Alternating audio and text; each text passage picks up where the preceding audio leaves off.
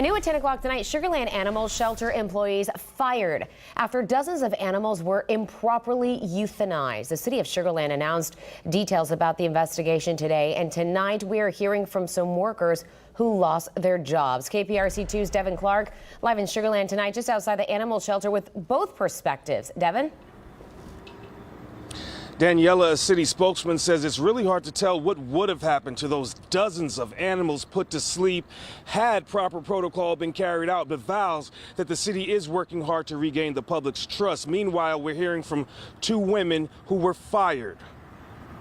We determined that at least 38 dogs and cats had been euthanized at that facility since April. The facility that Sugar Land spokesman Doug Adolph is referring to is the city's animal shelter. He says that about a week ago, an employee reported that animals were being euthanized without having undergone veterinary and behaviorist evaluations, which goes against the city's protocol. We immediately contacted the shelter manager and confirmed that that information was accurate. Adolph says the shelter manager, who is certified to perform euthanasias in Texas, just not at that facility, resigned before an investigation could begin. Whether or not he thought it was right or it's wrong, it was not acceptable. 5 other employees said to have been involved were terminated today. It was never our decision.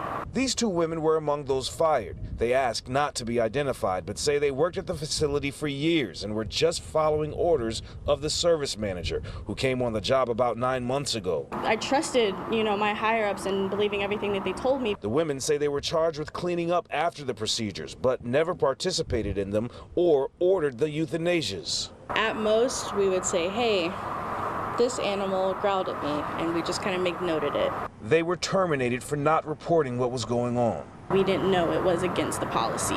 But Adolph says all city employees undergo training that focuses on policy and procedures. Whether or not they prepped the animal, whether or not they cleaned up afterward, they're required to report activity that is not consistent with policy and procedure, and they didn't do that.